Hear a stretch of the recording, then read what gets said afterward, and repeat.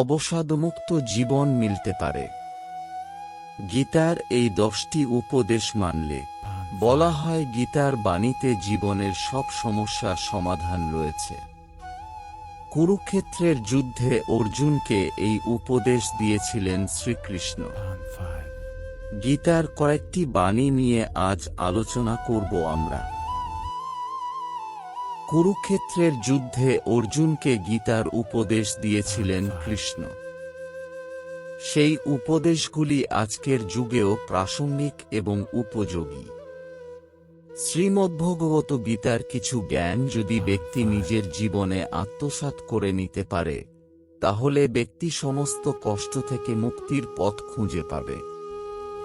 এর ফলে অবসাদমুক্ত জীবন যাপন করতে পারবে ব্যক্তি। এখানে এমন 10টি উপদেশ সম্পর্কে জানানো রইল, যা প্রত্যেক ব্যক্তিকে নিজের জীবনে মেনে চলা উচিত। বর্তমানে বাঁচতে শেখো। অতীত এবং ভবিষ্যতের চিন্তা করা উচিত নয়, কারণ যা হওয়ার তাই হবে। যা হয় ভালোর জন্য হয়।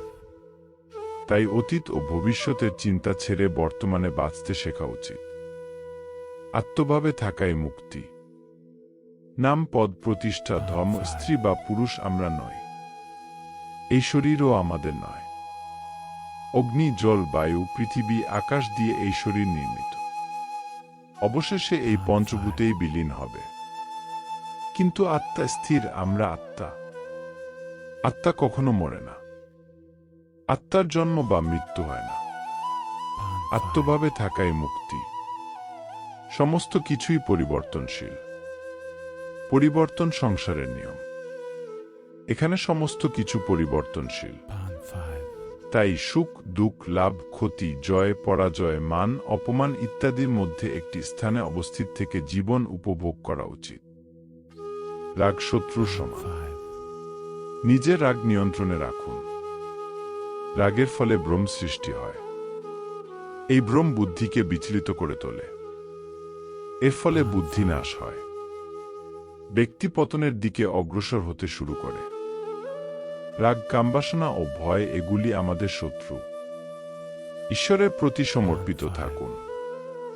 নিজেকে ঈশ্বরের চরণে নিবেদন করে দাও। ঈশ্বর আমাদের রক্ষা করবেন এবং আমরা দুঃখ, ভয়, চিন্তা, শোক ও বন্ধন থেকে মুক্ত হতে পারব। দৃষ্টিকোণ শুদ্ধ রাখুন। নিজের দৃষ্টিকোণ শুদ্ধ রাখতে হবে। জ্ঞান ও কর্মকে এক রূপে দেখতে হবে। এর ফলে আমাদের দৃষ্টিকোণে পরিবর্তন আসবে। মন শান্ত রাখুন। অশান্ত মনকে শান্ত করার জন্য অভ্যাস ও বৈরাগ্যকে নিজের মনে পাকাপোক্ত স্থান দিন। না হলে অনিয়ন্ত্রিত মন আমাদের শত্রুতে পরিণত হবে। কাজ করার আগে বিচার করুন। আমরা যে কর্মেই করি না কেন, তার ফল আমাদেরই ভোগ করতে হয়। তাই কর্ম করার আগে বিচার করা উচিত। নিজের কাজ করুন।